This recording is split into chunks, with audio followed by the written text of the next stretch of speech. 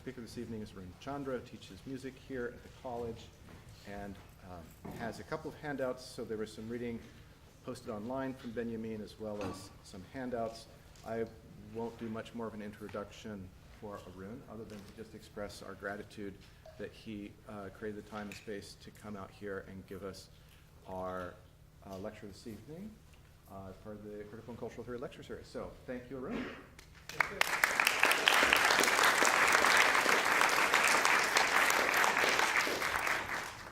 Thank you very much for inviting me. I'm honored, and I hope what I have to offer is useful to you. So I'm talking about a look at fragments. And I'd like to present how fragments can be a tool for a composer when addressing the underlying paradigms within which he or she acts. Now, I've got this written out. I've got this written out because you're a lot of people, and I'm one, and I get nervous. But by all means, if you have a question or if I say something that's unclear, please feel free at any point just to ask the question. I'd be happy to answer it. So I'll look like I'm reading, but feel free to interrupt, okay? So that's the idea of fragments and their underlying paradigms.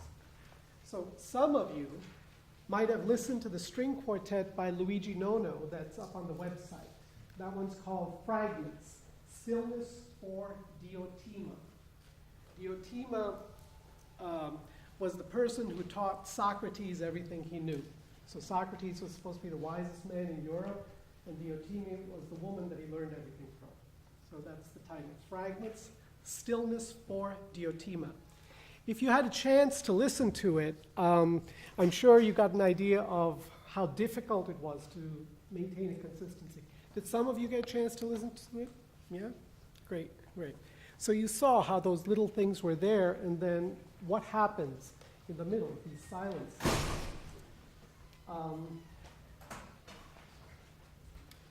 I think it puts the listener into the position of having to hear how they connect, and it leaves open to the listener of how to connect them. Okay? So instead of doing what many pieces of music do, is to deliver to you a sequence of events and their relationships.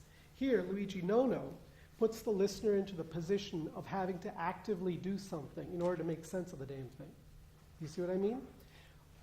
One can have a discussion of whether or not it works, but the point is that he's created a piece of music, and this is what impresses me about it, that makes the active listening of a listener imperative, rather than being something that can wash over one. Okay? In case you want to know, Luigi Nono was a communist, and he wrote a number of pieces on progressive texts. He wrote an opera called Intolleranza 1960, which is all about migrant workers in Europe during the 1950s, in the post-war period. Okay? In a similar fashion, the different paragraphs in Walter Benjamin's One-Way Street, of which I took a smaller set called Imperial Panorama, these address life in 1920s Berlin. And these fragments are not obviously connected to one another again. Okay?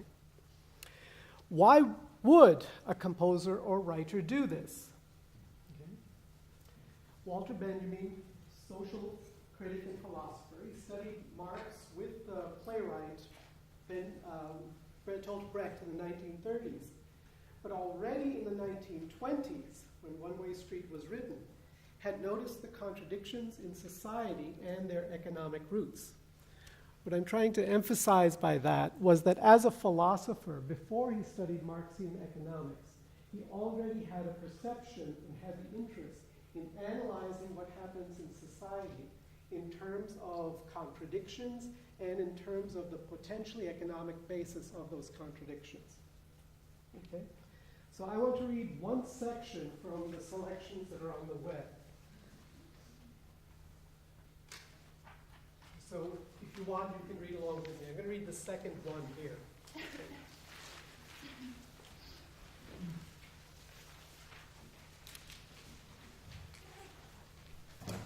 2. I'm just going to read that first section, 2. 2. A curious paradox. People have only the narrowest private interest in mind when they act. Yet they are, at the same time, more than ever determined in their behavior by the instincts of the mass. And more than ever, mass instincts have become confused and estranged from life.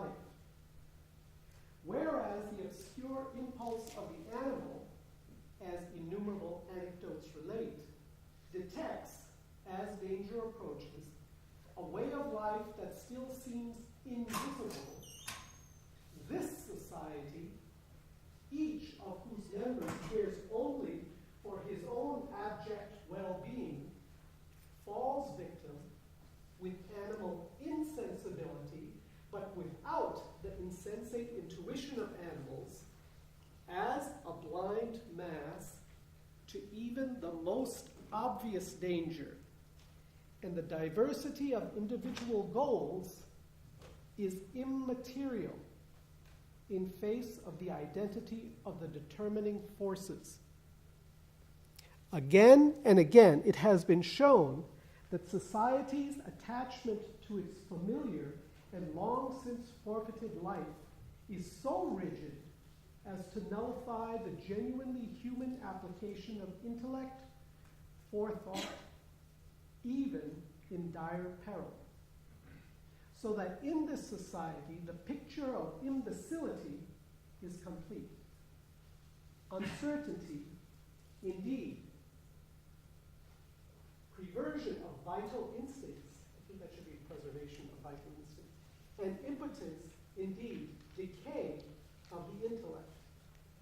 This is the condition of the entire German bourgeoisie. So remember, he is writing this in 1920s Berlin. So this was the golden 20s when there was lots of money, but there was lots of high inflation, and it seemed like a wonderful time. It was the Weimar Republic. There were lots of liberality in the laws. And if you also remember, so this is the 1920s, in 1932 was when Hitler and the Nazi Party got elected into the parliament. So this is just before the extreme reactionary wave happened. Okay?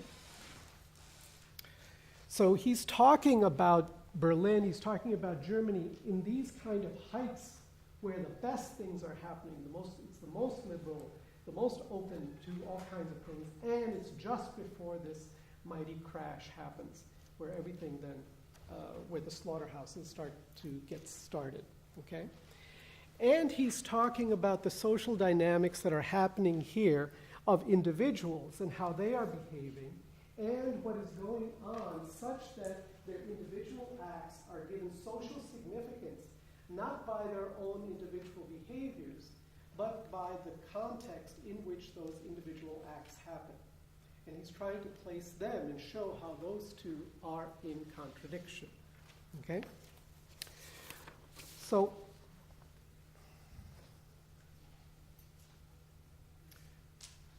he then goes on to state how this contradiction leads individuals into a trap that animals avoid, the perception of how to escape the trap. So he says, in a sense, that humanity is at a state worse than animals. Animals at least have the ability to notice their way out of the trap. The German bourgeoisie do not. Okay? So he didn't think very highly of his fellow compatriots. This is a relationship between an element and its system. Its individual This is a relationship between an element and its system. Its individual self-interest makes it a part of the mass behavior that surrounds it. Here, in brief, is a critique of life in that society. In our society, in 2015, we have made it a game that individuals seeking their self-interest are actually behaving in accordance with the mass. But it has become merely a joke for us. Benjamin points out that in his time, this was a tragedy. And so he writes it in that way, that Animals are able to escape that, but human beings are not. They're not even sensible enough to get out of that. In his society, it was a tragedy. In ours, it's a joke for Saturday Night Live. We are so inured to that contradiction, it no longer bothers us. Theodor Adorno, he was also a philosopher, and he died in 1969, I think. And he is of tremendous interest to me. I'm a composer primarily. I'm a musician and a composer. He was a lot of interest to me personally because he's one of few philosophers that wrote music. And he wrote a lot of music, piano pieces, songs. After his death, they found that he was trying to make an opera out of Huckleberry Finn. Okay. But this is the kind of thing. He also studied with another composer named Alban Berg, who some of you may have heard of. Alban Berg was in the circle of Arnold Schoenberg, who invented the 12-tone row. So Theodor Adorno, the philosopher, was part of this circle of composers and musicians. This would have been in the 1920s also. Okay? So I mentioned this because that's why I'm so interested in him. When he died in 1969, he was working on a book called Aesthetic Theory. In this book, Adorno faced the problem of having a book which is read in sequential order. And he faced the problem of how to address a system of thoughts. How can a book address a system of thoughts that's not sequential? Okay, so a book goes page to page, you read it, but what do you do when you have an analysis or when you have things that you want to say that are not sequential but need to be put into the format of a book? So he invented the term parataxis to describe a method of organizing material such that they are not sequential in their manifestation. They are arranged so that each points to the same system, but from different vantages. So what I'm bringing that up for is a suggestion of how one can look at fragments.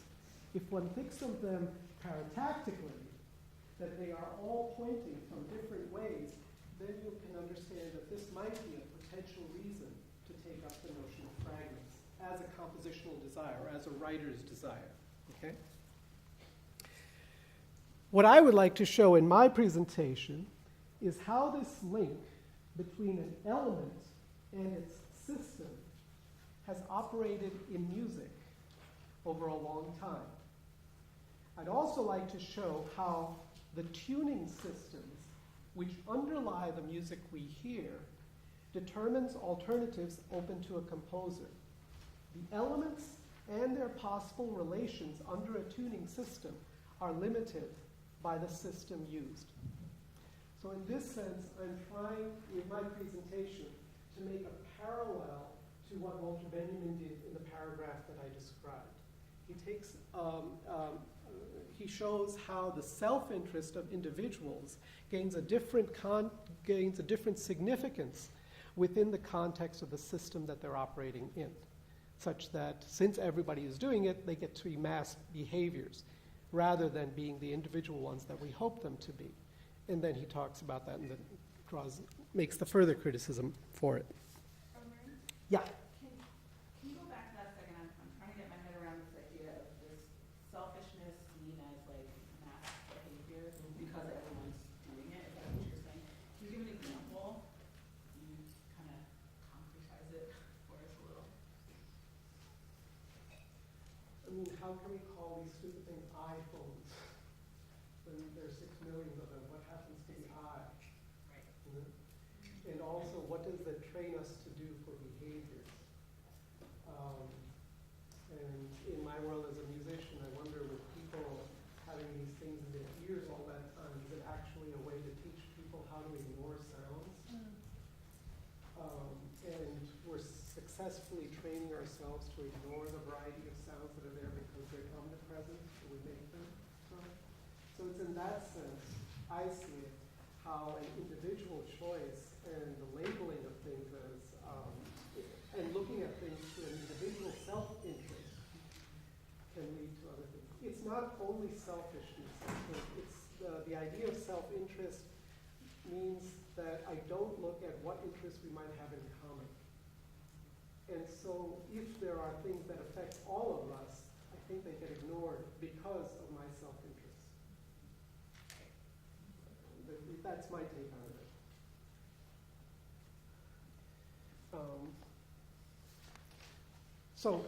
it. Music. Yeah, so that's exactly what Naima asked about. That's exactly the analogy that I wish to draw. How does one behave within a system, and how the system can give significance to its elements despite what those elements want? I would like to show you how this is operating under different tuning systems.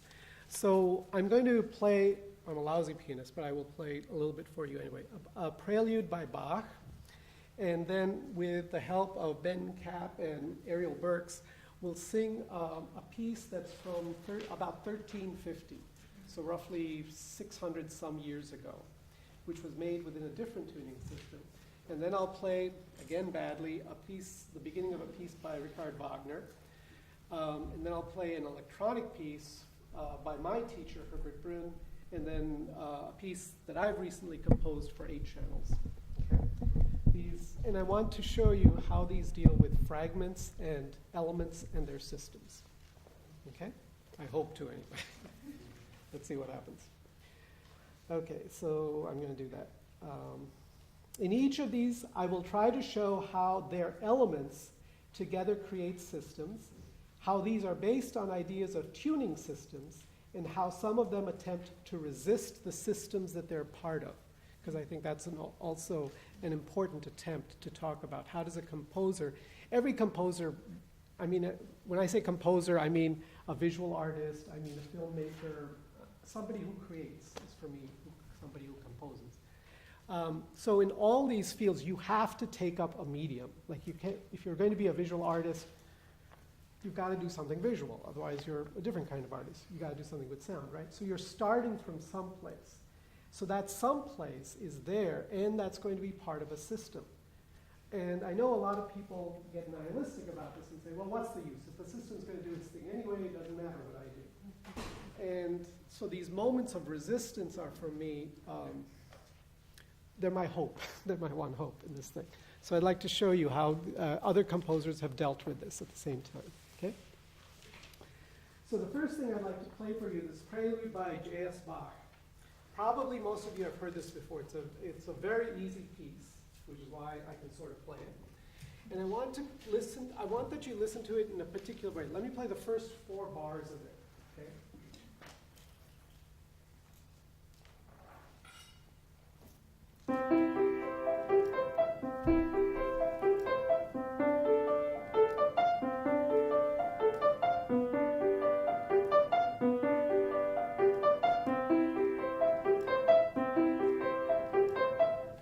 First 4 bars.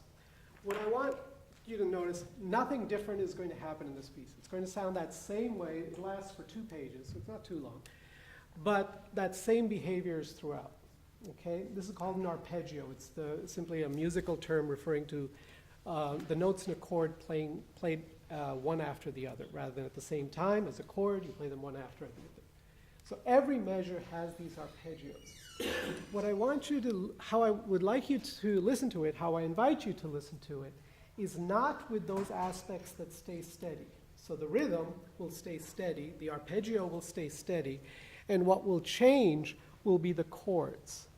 And what I'd like you to notice, like just in these 4 bars, what was going on is chord, chord, chord, chord. Okay? And I would like you to notice how that then circles back on itself. Okay, do you notice that it begins with this chord, this chord, this chord, and you're back at the first chord again. Okay? And I know I'm not speaking to people who have gone through music classes and theory classes, but what I'd like you to pay attention to is at what points is there a kind of a resolution? Okay? At what points do you feel that the harmony is, it's at least not resolved? Okay, it's going someplace, it's coming from someplace, but it's certainly not resolved. And this feeling of non-resolution and resolution is what I would like you to listen to. In the piece, Bach moves to two other centers of resolution. Okay? Goes to G major and then goes to etc. If you don't know G major, don't worry about that. But do try to notice how it finally sounds like it gets someplace. And I'd like you to notice this because in the next piece that I'll perform with Ben and Ariel, there's none of that resolution. That's the piece from the 1300s. Okay? So, all right. Wish me luck.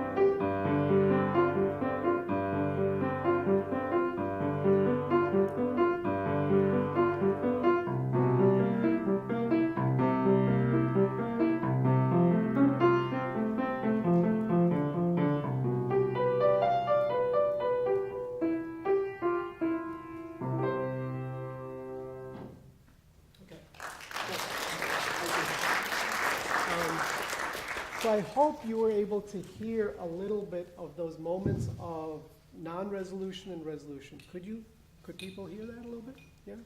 Some people could? Okay. Good. Now, so I want to play you this other piece, and then I'll talk about the tuning systems for both pieces. Can I ask a question? Yeah. I actually don't know what you mean by resolution and non-resolution. Maybe I missed like a huge. It's not that hard, in the sense that you could hear at the beginning of the piece where it's going. Okay,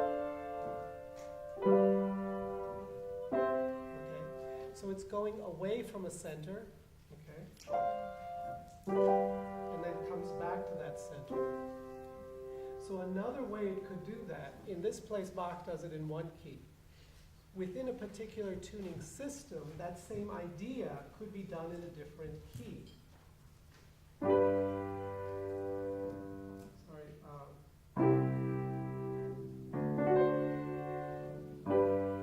Okay. This is one thing that Western European music did, and other musics of the world did not do. I'm not saying better or worse, but I am saying it's distinct in this manner. Other musics did lots of other interesting, wonderful things. This music decided that this was to be of interest. How can one temporarily make a different note the center around which other things revolve? So this piece began in this key, where that was the center, and then there's another place where then it moves to a different center, which is, I'll play it for you here. I'll try to play it for you over here.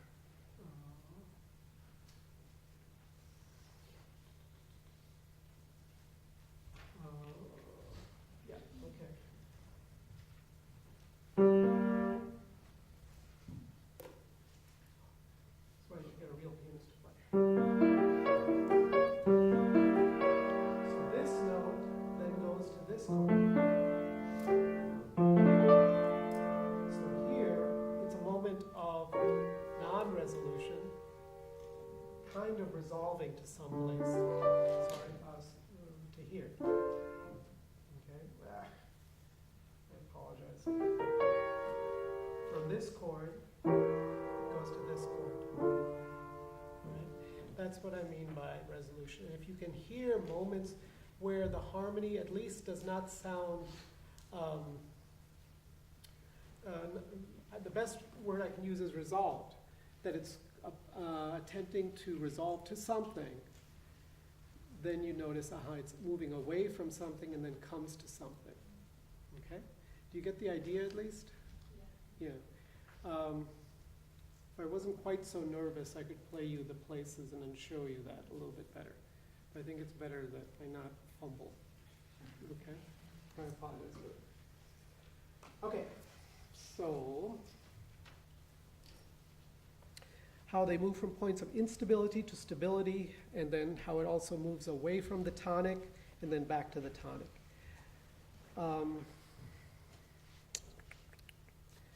Okay, this happened because in the 1600s, there were scientists and mathematicians, okay, who derived what was necessary in order to achieve something that's called equal temperament, okay? This didn't exist before that time. At the time, actually, this is something that's intriguing too with the idea of world music. There was a Chinese mathematician who, approximately at the same time, there were these people. There was one guy in Denmark, one guy in China, and they both achieved the same mathematical results. Meaning, the person in China and the person in Denmark both came up with the necessary mathematics to achieve equal temperament. Equal temperament is what allows different keys to exist, as I mentioned before. So doing something like this, and doing something like this, that was not possible until the 1600s. It was not possible until the 1600s, or until people had built the right instruments and whatnot. But it was not possible until then because before then, people used different tuning systems. And the tuning systems did not allow for an equalness between these half steps and whole steps. So the makeup of a chord, okay, so I can sing that. Could you all sing that? 1, 2, 3. Good. Now sing this. Okay, if you lived in the 1500s, you wouldn't be able to do that. For us, that's really easy. Okay? But it's really easy because of the work that the scientists and mathematicians did at a certain point. I'm not going to get into that, but the important thing that I want to lay out for you is that this didn't exist before that time, and this was an invention put into the world by the mathematicians and by the artists of that time. They thought it was really cool. Look, I can modulate, okay? This was fun because this was very odd. Look, you can look at a thing, and Greg is a professor. Oh, he's a professor, that's great. But look, he's also a reader. He loves to read. Oh, look, and he also is a great cook. Meaning the same thing can be looked at from many different angles. And that became an important thing to do, rather than the older systems, which didn't do that. So let's play the trio.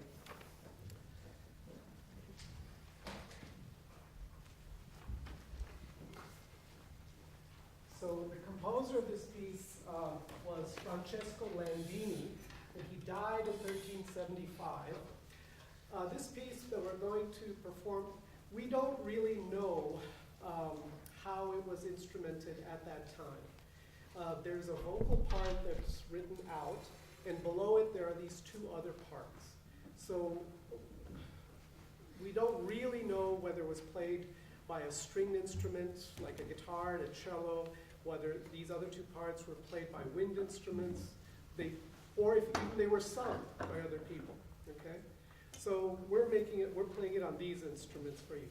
The song itself, it's a cheerful statement about being in love, but it doesn't say who the object of the affection is. It's just that the goddess of love has called down to me, and that's great. Okay? That's what it's called. Should we bother to?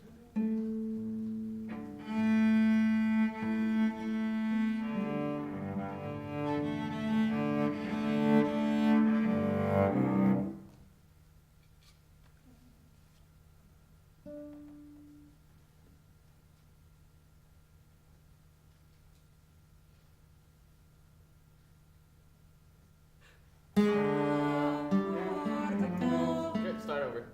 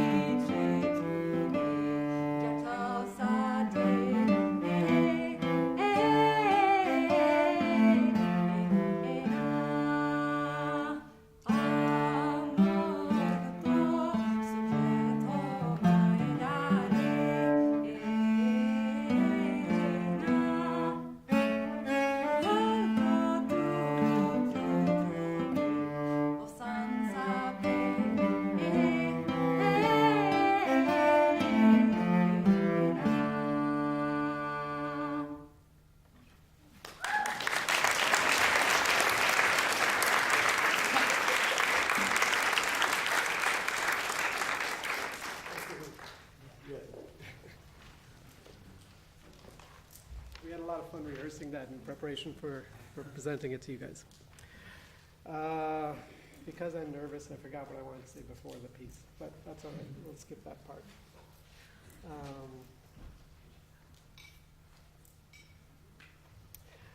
What I wanted you to hear, and that's why I wanted to say something before the piece, and I apologize for not. What I wanted you to hear was how the phrases end, okay? And you should have heard that there was a way when you heard something holding for a little bit, and then something would start up again, okay? Did you hear something like that happening? Good. That was their version of signaling the end of a phrase. In J.S. Bach's time, he used a certain chordal progression to do that. But in Landini's time, they couldn't do that. And like I said, they couldn't do that because it was not possible to modulate within the tuning system that the musicians used at that time. That was the paradigm that underlay the choices that musicians could make. Without their knowledge, Landini probably didn't know about tuning systems. He probably thought that, well, this is how you tune an instrument. This is natural, right? This is the right way to do things. And they went ahead with that. And it wasn't until the scientists later in the 1600s came up with this idea and put it into the world that people thought, aha, we have different alternatives now, okay? Does equal temperament refer to the tonic of a key, or? No.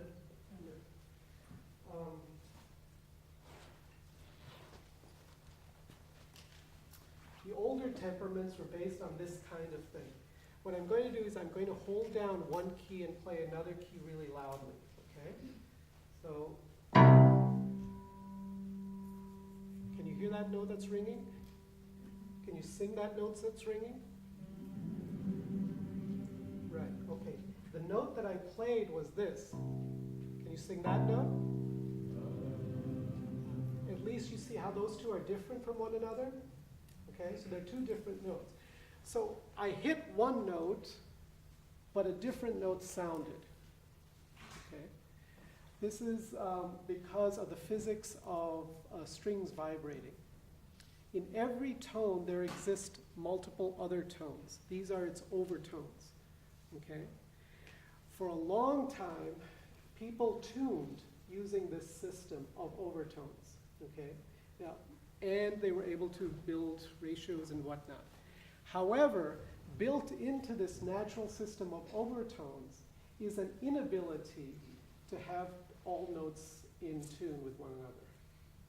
Because as the overtones get higher, they move further and further away from what we would call, given that we're stuck with equal temperament, given what we would call it being in tune.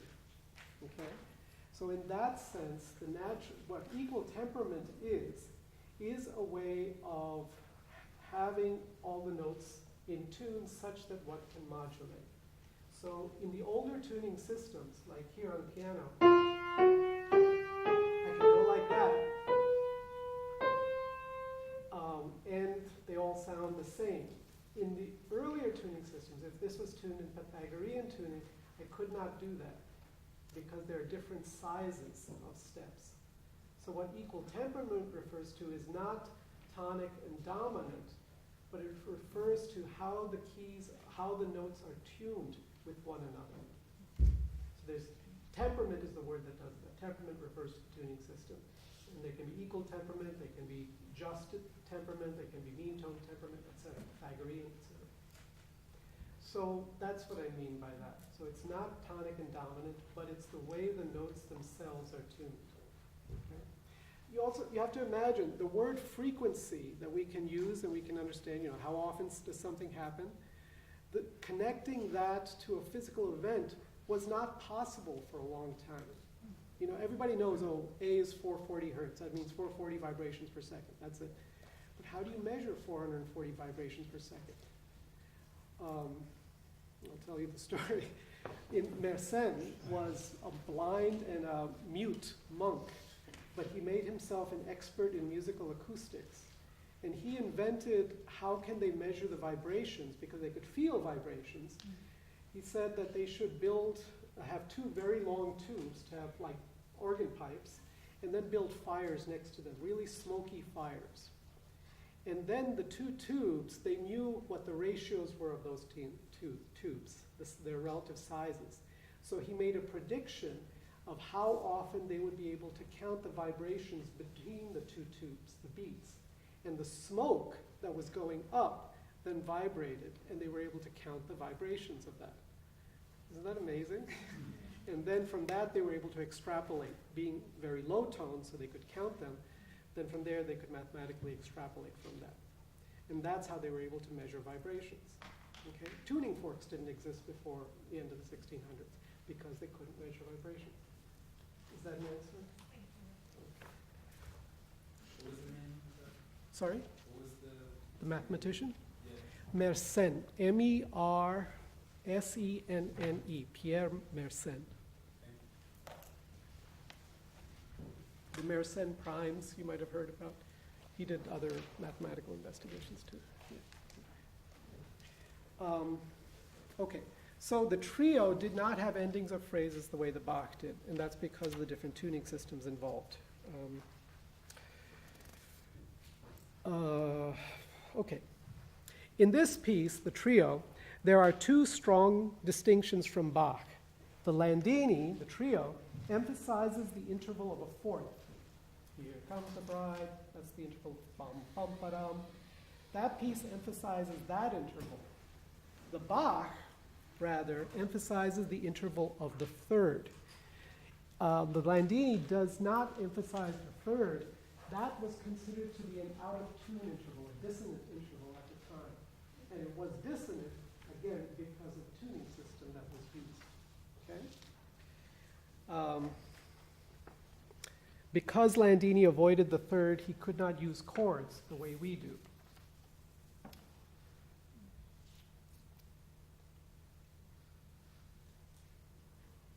Bach, using the equal temper tuning system developed in the 1600s, used a system in which the third was possible in different keys and would have the same distance in each key, thus where chords, as we know them, could be used. Maybe I sort of said this already, but it was the underlining tuning system that allowed for these alternatives, from which the composer chose what to do. The earlier tuning system, now called Pythagorean intonation, did not allow for chords of thirds, so composers wrote without them. The tuning system was a paradigm that determined the significance of alternatives available to composers, just as the systemic social behavior determined the significance of the underlying individual social behavior that Benjamin points out. So you get what I'm trying to do with this analogy between between tuning systems, alternatives for composers, and mass behavior and social determinants that determine the significance of individual behaviors. That's really the one thing I want to give you, but I'll go on. Okay, so now I want to give you an example from the 19th century of Richard Wagner, who used the fundamentals of tonal harmony to oppose its premises. And this is why Wagner made a step that's intriguing. If you're stuck within a system, is there a way of undermining it, okay, such that you can somehow push it as far as it can be pushed? We can make lots of social analogies there. And so here I want to play you something that Wagner did, and I'll try to explain how it does that. When you listen to this piece, try to listen to it again in terms of its harmonic movement, where it's moving to, okay, how it's moving. Try to notice, again, this idea of where is there a resolution to what's happening, okay? Because this is where Wagner does something pretty amazing. And also pay attention to the silences, because Wagner composed in the silences quite precisely, okay? So this is a very, very slow piece. And I'll only play a page. This is the overture to Tristan and Isolde. Tristan and Isolde is an opera that he wrote in 1865. And this is the beginning of the overture. So this is just one page of music I'll be playing.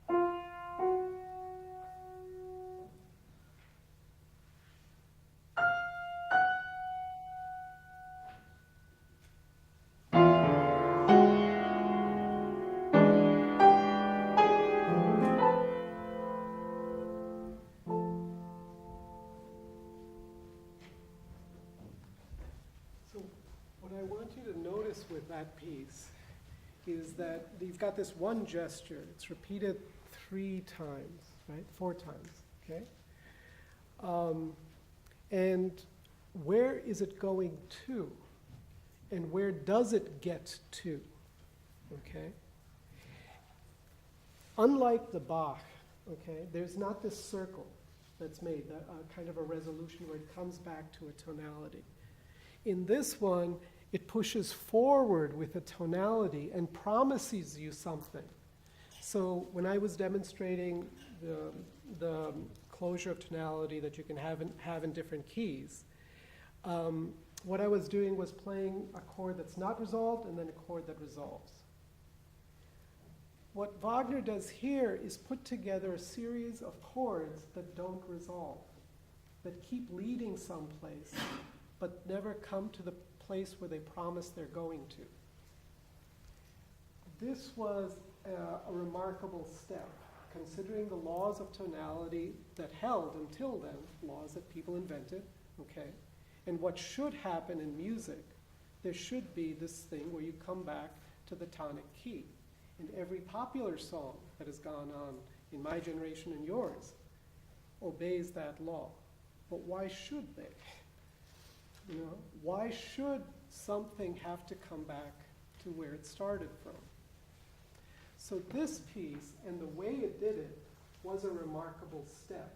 It was an assertion that what tonality is can be resisted, okay?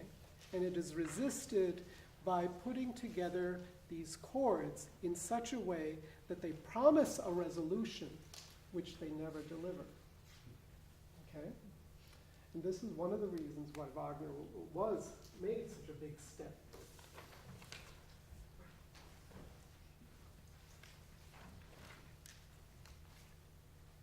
Could you kind of hear what I'm talking about? Okay? Yes? Good. Some of you anyway. All right, great. I know it's hard because music is hard to talk about, but I hope you hear this aspect of it, and I hope you can understand what I'm suggesting about what he did in terms of tonality. I was going to just ask if you could say it like this. I was hearing something, like I think what you're saying about leading, I was thinking about context. So like the first chord was very hard to hear, or like unresolved, and then what followed immediately put it in context, but didn't make it resolve. Does that make sense? And then it would stop, and then it would do it in a different key, play this unresolved thing, and then put a few more notes in to put it in context, but still unresolved. Does that make sense? Yeah, I think I wouldn't use context in that way, but I think what I understand what you're saying. It gives you some more information about where it's at. Yes. Yeah. That was just trying to figure out if that was like another way to say that. Yes, it's another way to say that.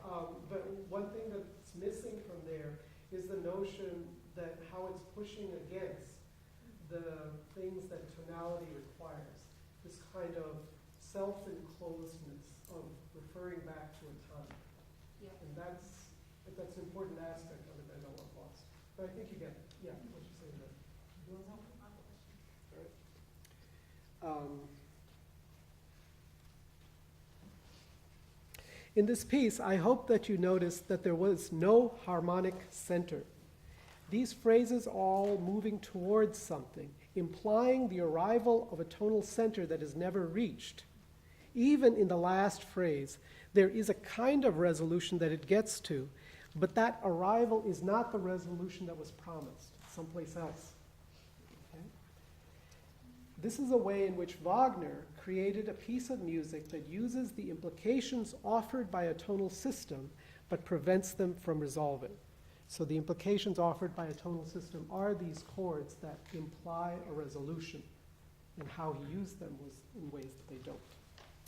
The Bach system is clear. It explores the tonal system and goes to the resolution that it implies. The Landini, in a different musical system, neither implies nor resolves. It circles around a tone and remains there. Wagner uses the implications of tonality and then robs them of their implied resolutions. These are three different ways in which the elements of a system address the systems of which they are a part. Their significance comes from the whole. Wagner's steps wouldn't be steps except in the bloody tonal system.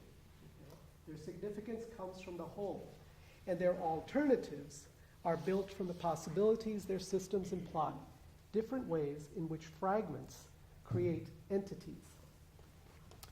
The knowledge of the paradigms in which systems operated,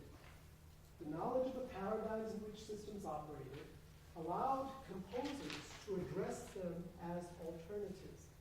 Instead of obeying them, they could undermine them. In this sense, fragments or fragmentation can become a tool for addressing the paradigms in which a composer works. Herbert Brunn was my primary composition teacher, and I worked and toured with him for a long time with a group called the Performance Workshop Ensemble.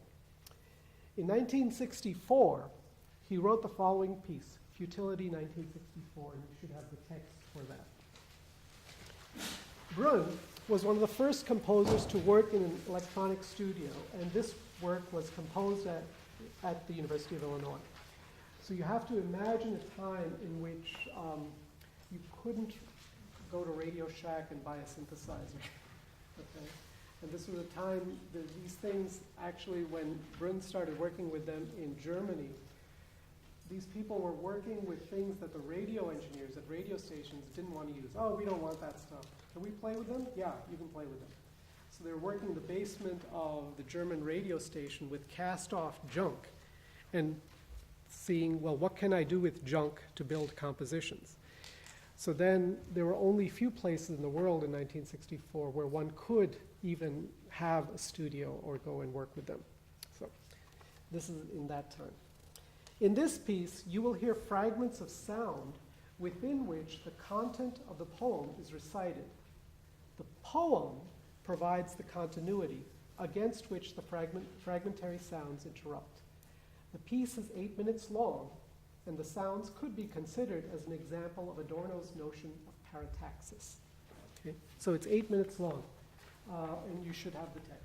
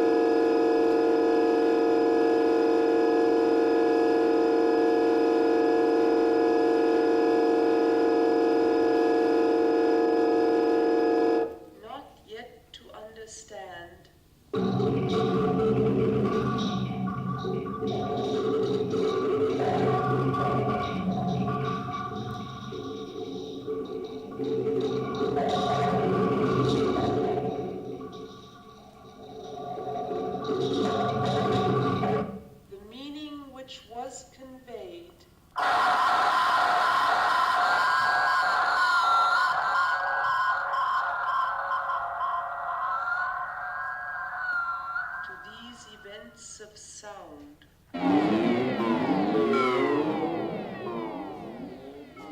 It would be understandable.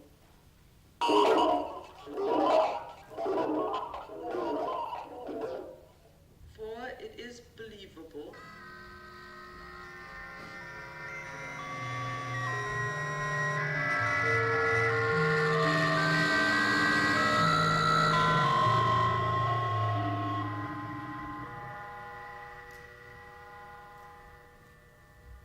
That you do not yet believe.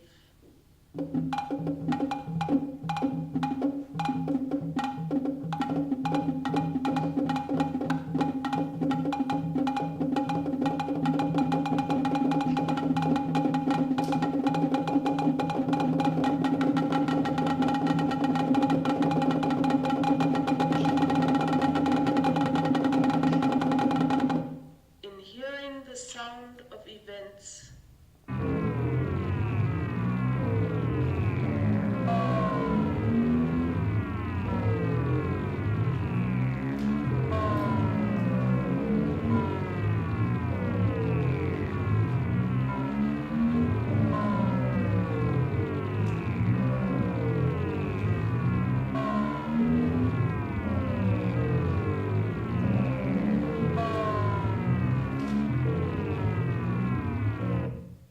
as they call on you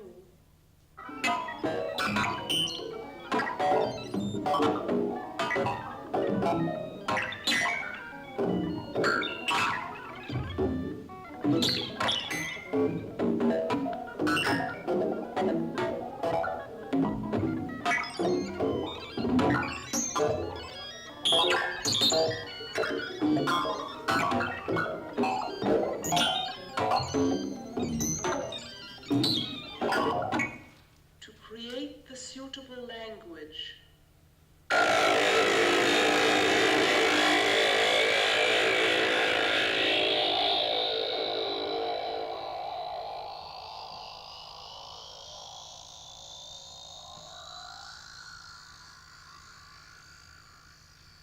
which might let you say to yourself,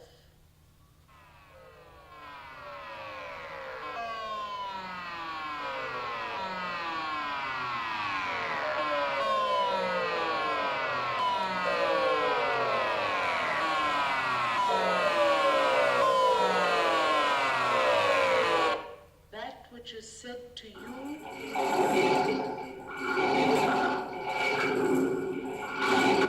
just once and never again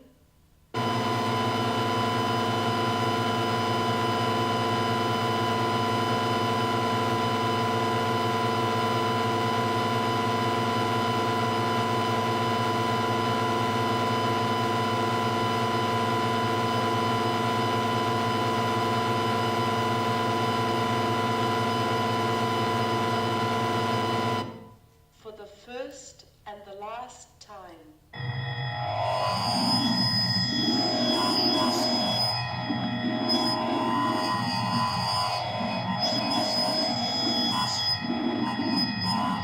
There is no second time.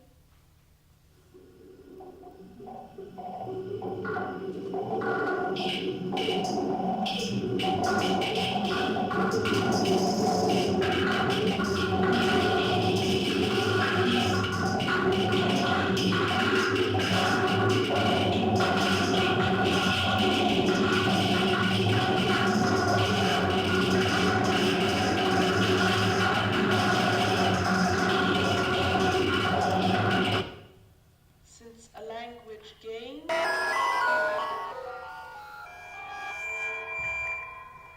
is a language lost.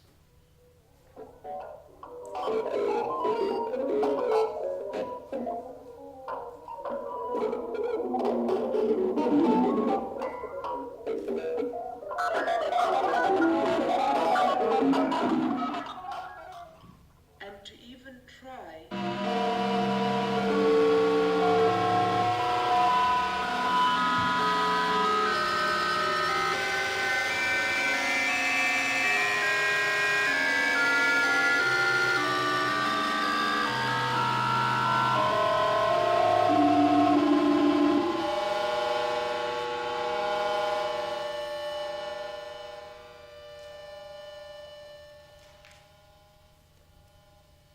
to tell you this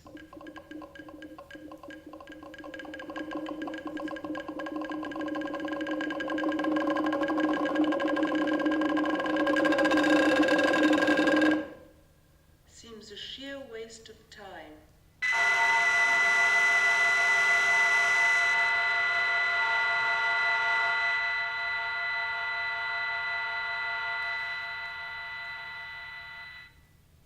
For it is language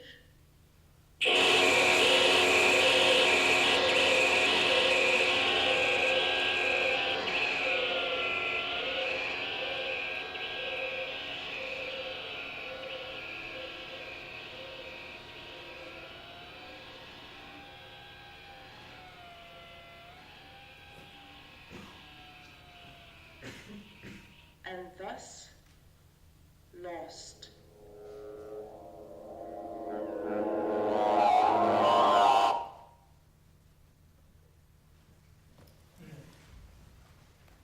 I know we're supposed to end at 7, right? Yeah. How about if I stop here so that we can have conversation? Is that better? No. It's 9 minutes, and that would cut. I want to respect conversation. I think that's important. How about this? How about let's have a conversation till 7, and people who would like to hear it, I'll play it at 7. Is that reasonable? Okay. All right.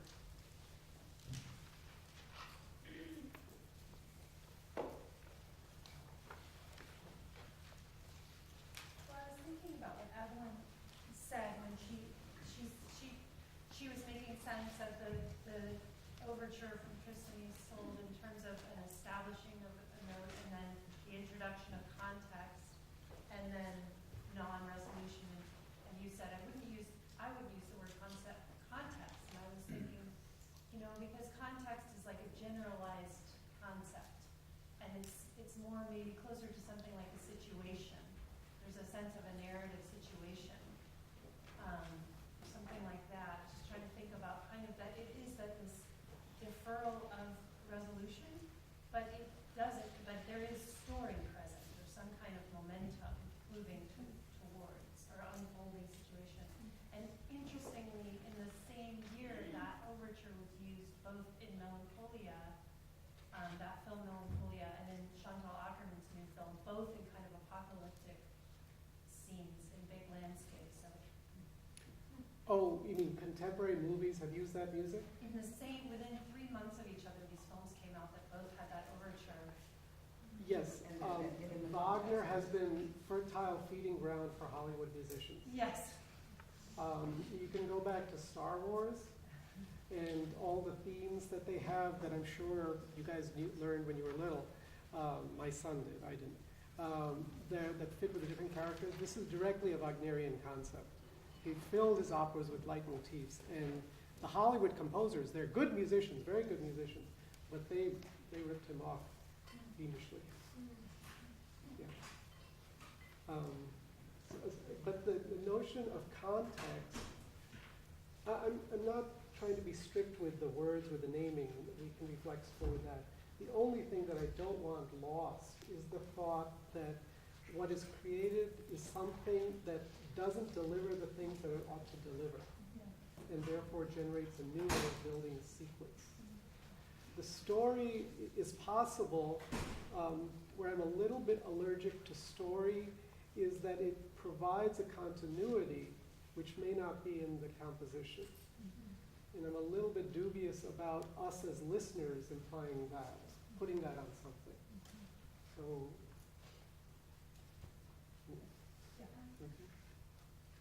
I'm wondering if we can take this idea of context and open it up to, or like listening to this and sort of like understanding it in sort of my own background in music theory.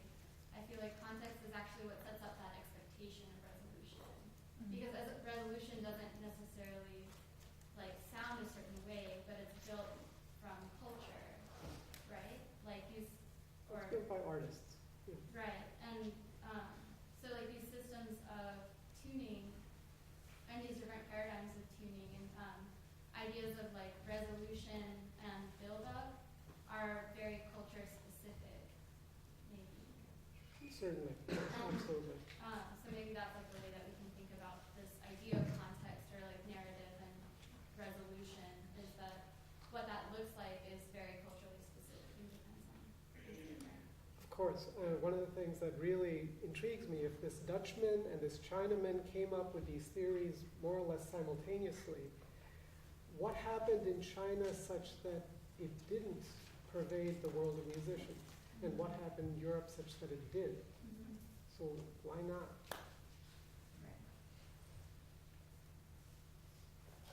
I'm sensing almost a warning from you, like kind of this idea, like from the, I'm trying to be literal so I can throw my head around it, that as we continue like down this like kind of technological age that allows so many people to have access to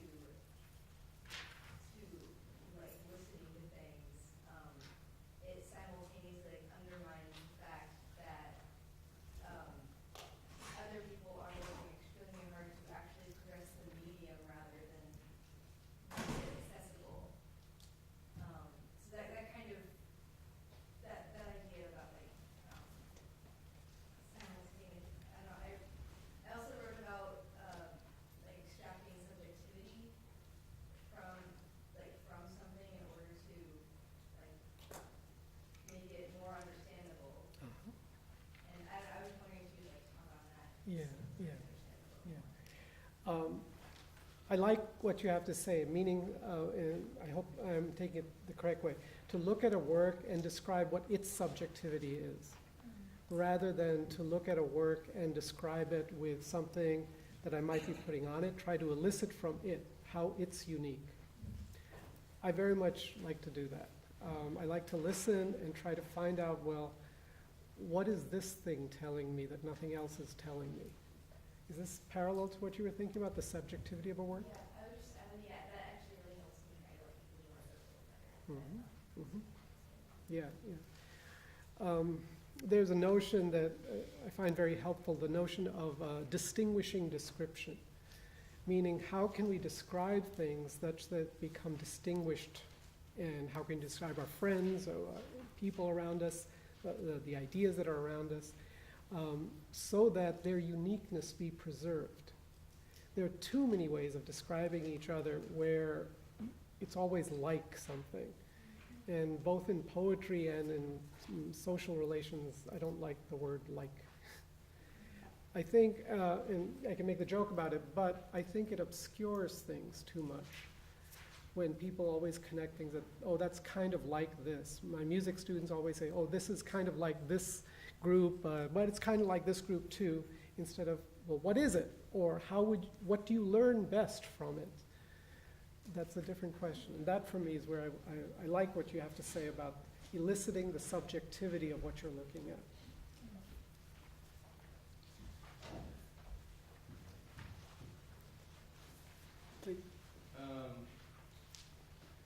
I guess this kind of came from two kernels of what I was listening. What I was hearing. One was the notion of a story and situation, and the other is like advancing the genre of music.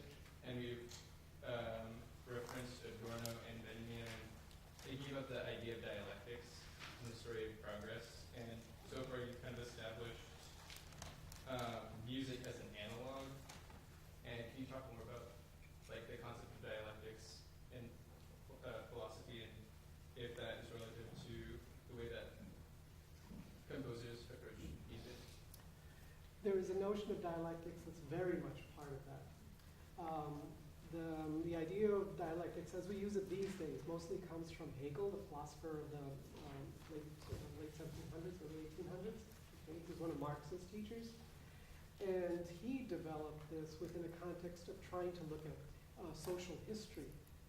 And he noticed what happened in the past and how there were movements of social history that went one way or another, and how one emerged from the other. Okay? So this kind of thinking was also present in composers in that age. We don't know to what extent Mozart or Haydn were cognizant of dialectics in terms of Hegel's dialectics. But we do know that in their music, and this is where sort of the tonal system, the whole classical era was coming into full bloom, they were opposing areas of music, of sound with one another. So the most prominent form that they used at that time was something called the sonata form. And this is a form in which two keys are placed in opposition to one another. And then their potentials of being mixed are looked at. And this idea was a lot of fun. So this is a dialectical idea. And these things were also laid out in time, in the sense that Hegel also looked at and was able to derive notions of dialectics in terms of his theories of history, how things develop over time. This kind of thing was a big difference between the music of J.S. Bach and the music of Beethoven, Haydn, and Mozart. In those three composers, things are laid out in time in a certain way. In Bach's music, things are not laid out in time. I mean, I'm not good a pianist to play them for you, but in his work, of which this is the exception, what I played for you, counterpoint is all there. So there is not this notion that something happens for a while, then and that's explored, then something else is explored. Everything's happening at the same time. That's one of the wonderful things about his music. But that's where composers did take up the notion of dialectic in at least a structural form. Yeah. I feel like one of the things that you're also demonstrating to us, and I don't know if this is embedded in your question or not, is that one of the things I think that can sometimes happen in the context of a sort of like dialectic light kind of, like LITE light kind of way that I think a lot of us have sort of learned to think, is this sense of this like myth of progress, right? That we're always moving towards the better thing through technological advancement, or the opposite, that we're moving towards degradation through this sort of one direction, right? Wherein part of what you're demonstrating for us through the things, I mean, you sort of zip through time and space to a certain extent, but especially by introducing us to, you know, the idea that there was similar concepts happening in China, et cetera, that it wasn't so much this idea that like we started somewhere and then only in one direction is there differentiation and change, but rather, you know, we start in the 1600s and we go to the, you know, 1300s, and then we're in the 60s, and then, you know, we're in these different times and places, and the sort of, it seems like what you're trying to get us to think about is a way that like systemic cultural phenomena shape what we do, rather than necessarily some idea that like it's only about this sort of directional, you know, movement of ways of kind of articulating systems of thought and composition. So I don't know if you have anything else to say about that, but that's what I'm observing. More of an observation than a question, I guess. Yeah. Well, one of the things that's important for me in what you say is that we attempt to notice what are the paradigms that underlie the things that we do. And what we do as individuals, how are they being affected by the fact that we live in a certain mass society? And how can our individual desires not turn into what Benjamin talks about? So it's the recognition of that, and it's what I hope that all artists do, is to find out how to push against the significance or the constraints that the paradigms we work with have. So that part of it is also important to me, because I think these composers did in their work, and they give examples of how to address systems and at least attempt to undermine them simultaneously.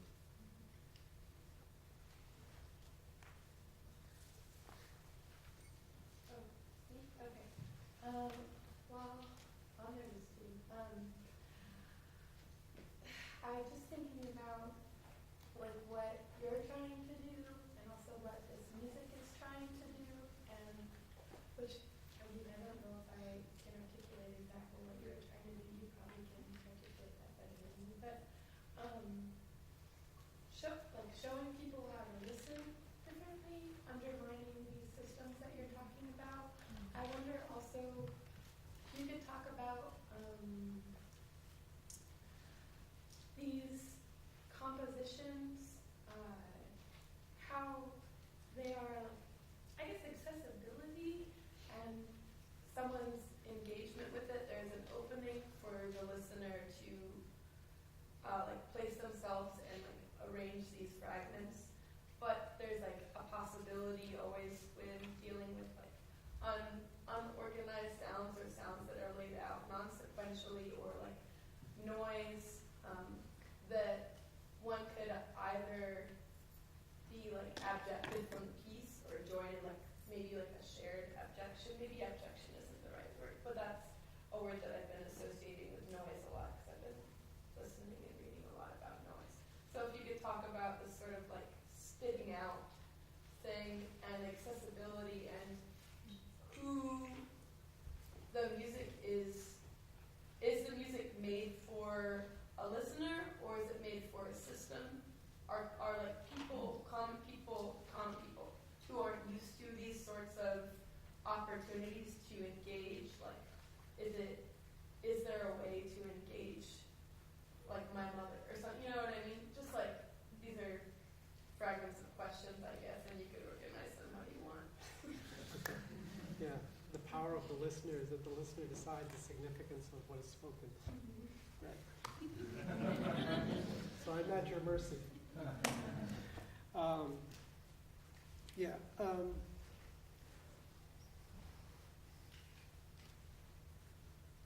We live in a society that has as its basis the denial of access to all kinds of things.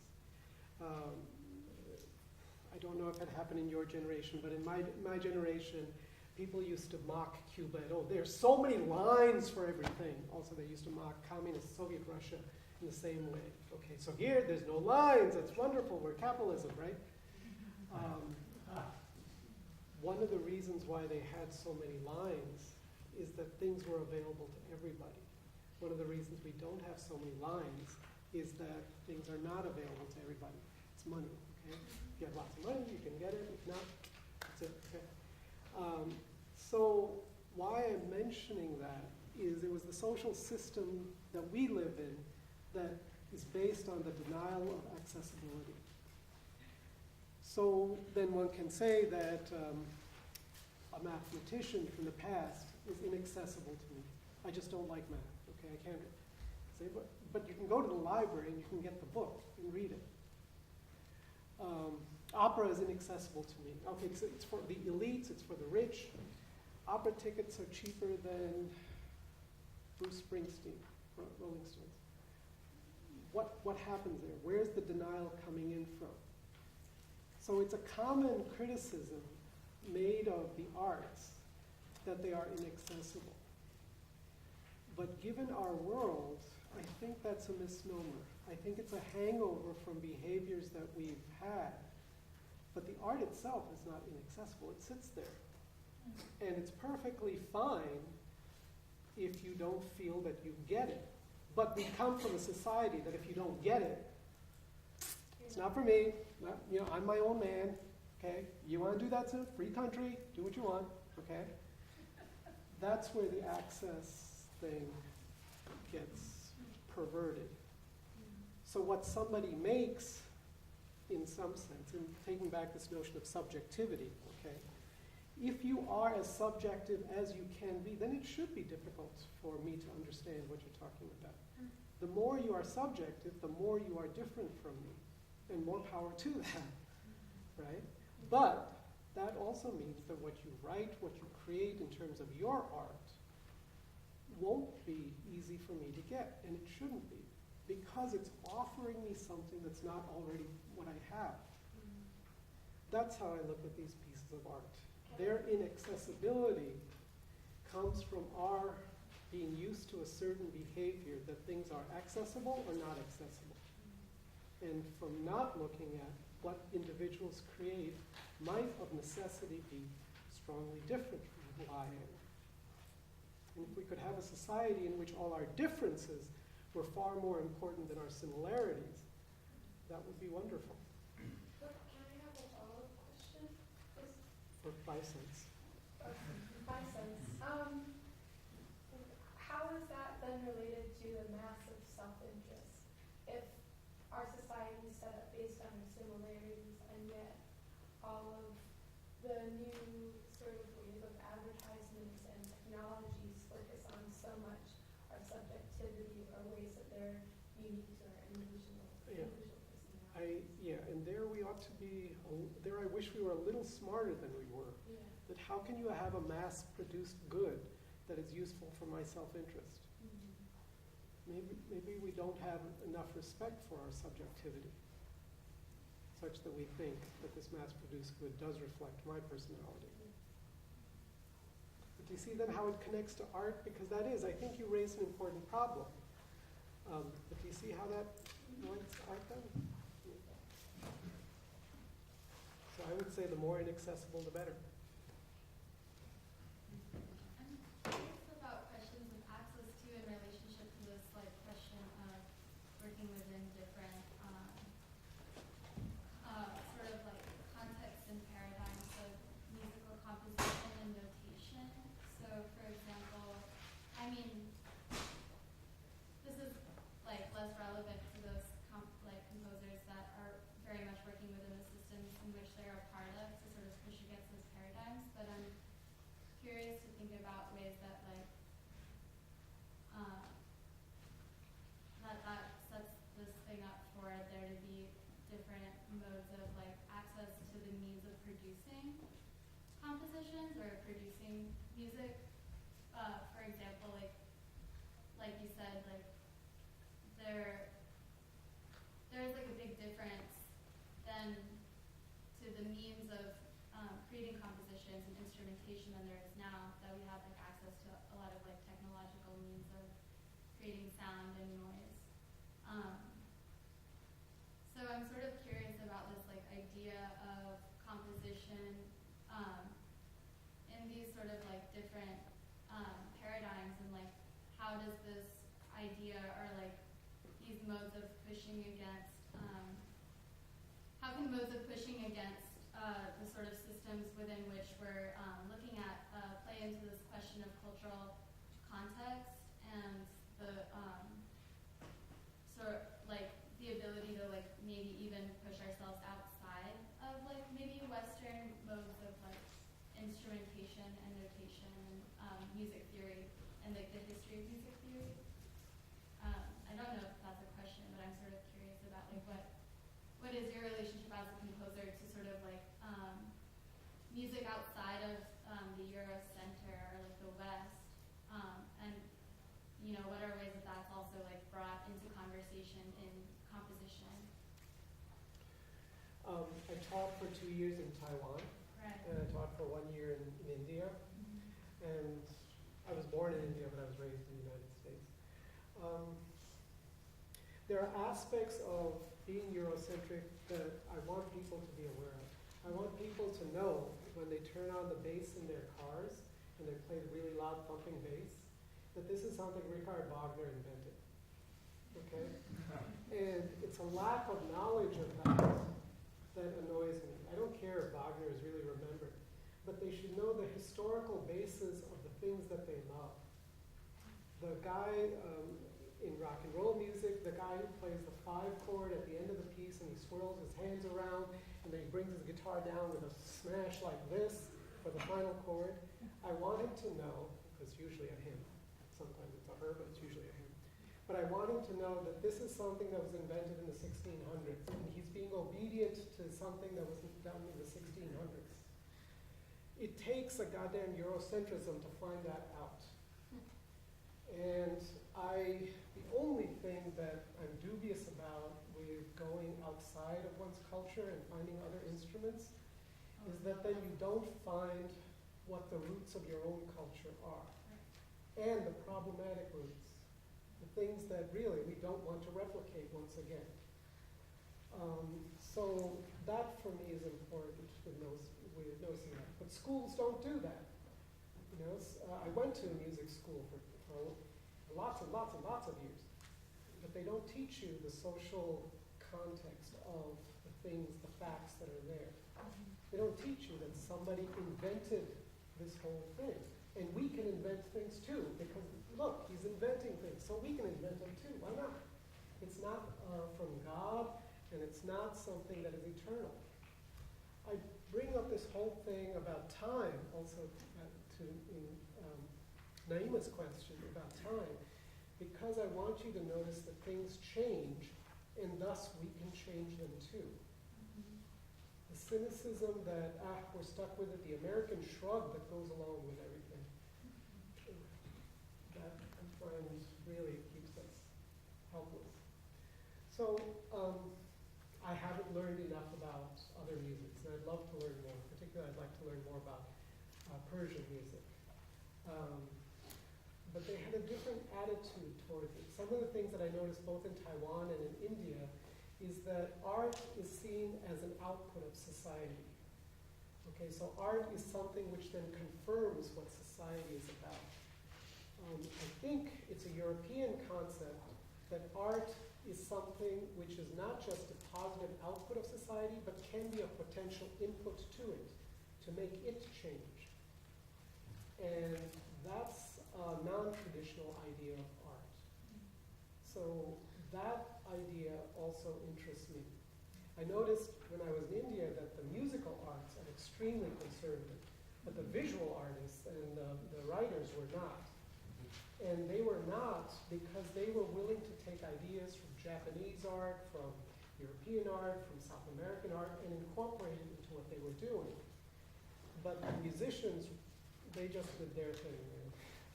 Don't bother me, this is music, this is how it's done. They were very conservative.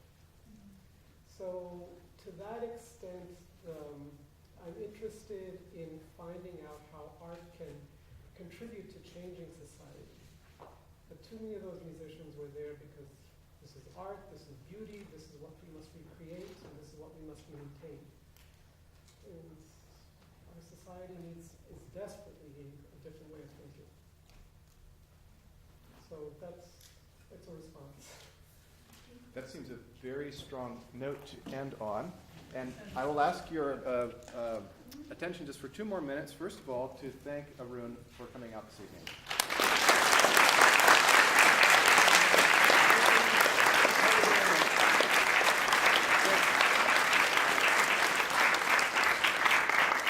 Thanks also to all of the performers. And as you know, we've been on an every other week sequence of these Monday evening lectures, but that sequence will be somewhat interrupted because we're going to meet in each of the next 2 Mondays in 2 different locations. This information is all on the website, but just to clarify that 1 week from today we'll be meeting in Lecture Hall 1, 5:30 to 7, for a talk from Lane Scarry, professor from Harvard University, who will be here to talk about beauty and justice. And there will be, I promise, resonance with much of both the methodology and the, I was going to say message, but it's bigger than that. But the aesthetics, but there's actually ethics is probably the best of what you're up to. I think the talks are going to talk to each other in ways that you will find very stimulating. And then 2 weeks from today, we'll be back in our regular room, which is the recital hall, for Elizabeth Williamson, who will give us the final lecture of the year, and that will be on martyrs. So thank you, and if anyone wants to, you have something to play? Sure, I can tell you my piece, it's 9 minutes long. Okay, so those who need to excuse themselves, please do so rather on the quick side, and then we will have a final 9-minute piece from Arun.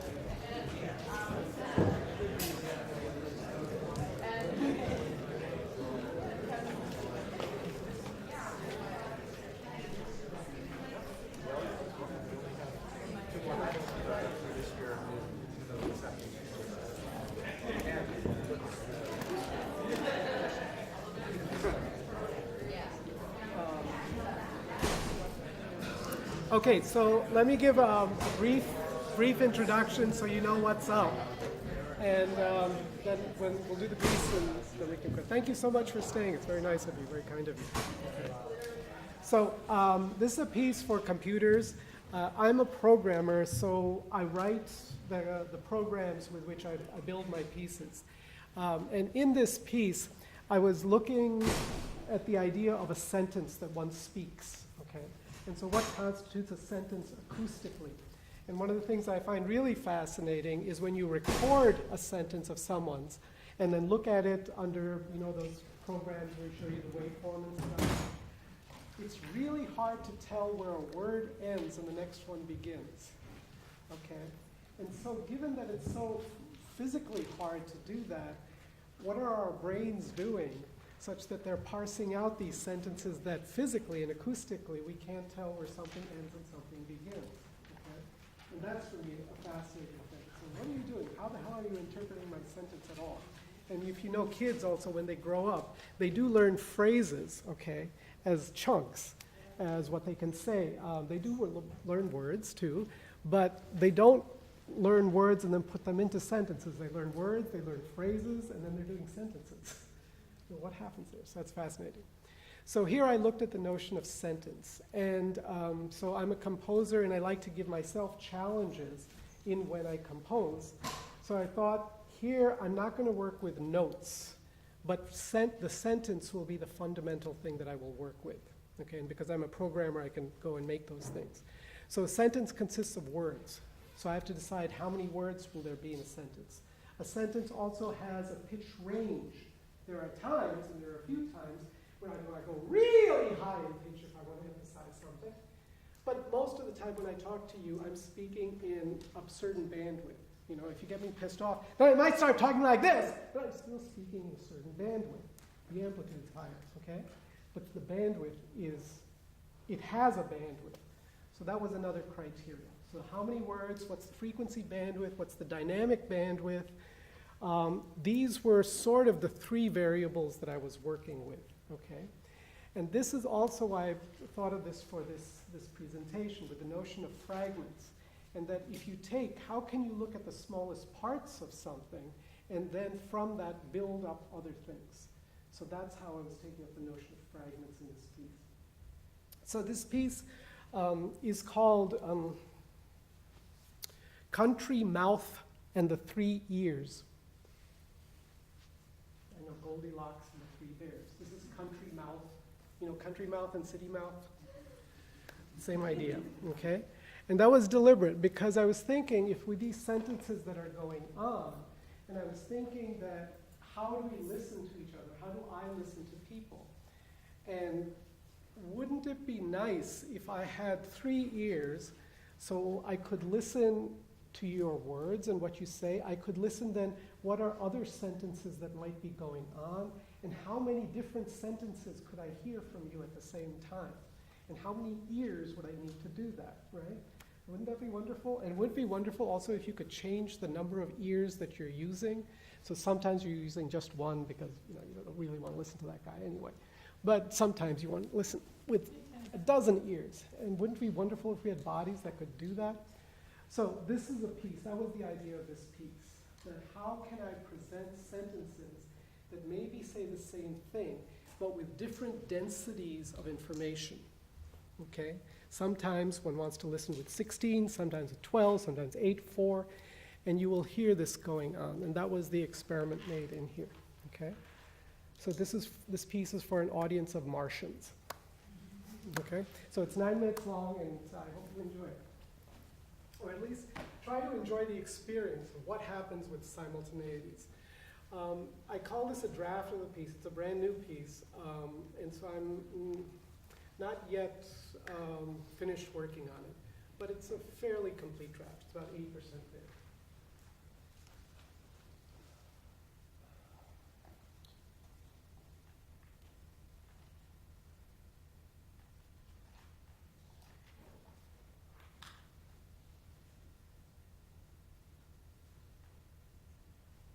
All right, so let's hope everything works. So this is an 8 channels. I should let you know, there are silences in here. And I do recommend, so it's 9 minutes long. Do look at the clock. So at 9 minutes, it'll end just past the 4. And I mentioned this because it is a new piece, and going back to what you were mentioning, the accessibility, you won't find probably an easy accessibility into it. And so watching the time will let you know approximately where you are in the piece. Listen to different layers of simultaneity. Listen to which things are happening, highs and lows, louds and softs. It's a fairly soft piece, but there are moments where it gets loud, okay?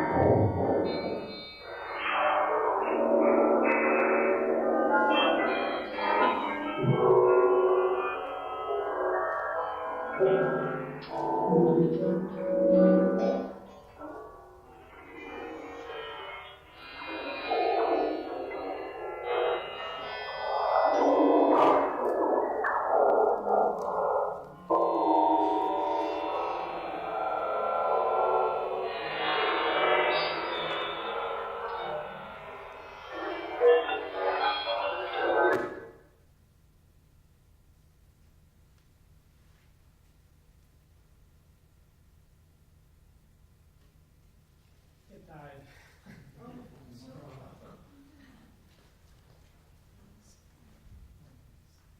All right, well, let's let it go. Okay, go ahead and pardon me.